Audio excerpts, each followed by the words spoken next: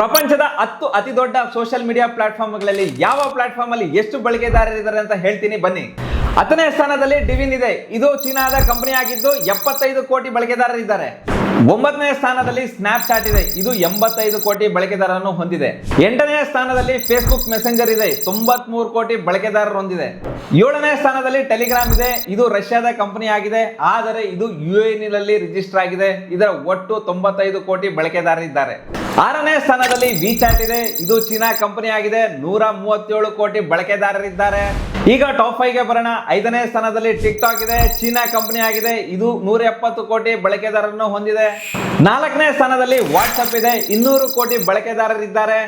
3ನೇ ಸ್ಥಾನದಲ್ಲಿ ಇನ್ಸ್ಟಾಗ್ರಾಮ್ ಇದೆ. 200 ಕೋಟಿ ಬಳಕೆದಾರರನ್ನು ಹೊಂದಿದೆ. 2ನೇ ಸ್ಥಾನದಲ್ಲಿ ಯೂಟ್ಯೂಬ್ ಇದೆ. ಅಮೆರಿಕದ ಕಂಪನಿ ಆಗಿದೆ. 253 ಕೋಟಿ ಬಳಕೆದಾರರನ್ನು ಹೊಂದಿದೆ.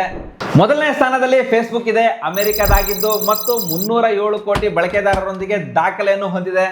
ಈ ಟಾಪ್ 10 ಪ್ಲಾಟ್ಫಾರ್ಮ್ಗಳಲ್ಲಿ 6 ಅಮೆರಿಕದಾಗಿದ್ದಾವೆ, 3 ಚೈನಾದಾಗಿದ್ದಾವೆ ಮತ್ತು 1 ರಷ್ಯಾದಾಗಿದೆ.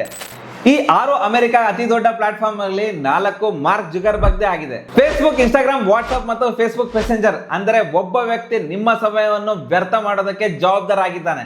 ಈ 10 ಪ್ಲಾಟ್ಫಾರ್ಮ್ಗಳಲ್ಲಿ ನಿಮ್ಮ ಮೊಬೈಲ್ ನಲ್ಲಿ ಯಾವ್ದು ಜಾಸ್ತಿ ಡೌನ್ಲೋಡ್ ಆಗಿದೆ, ಪ್ರತಿದಿನ ನೀವು ಯಾವ್ದನ್ನು ಜಾಸ್ತಿ ಬಳಸ್ತೀರಾ, ಕಮೆಂಟ್ ಬಾಕ್ಸ್ ಅಲ್ಲಿ ಕಮೆಂಟ್ ಮಾಡಿ. ಧನ್ಯವಾದಗಳು.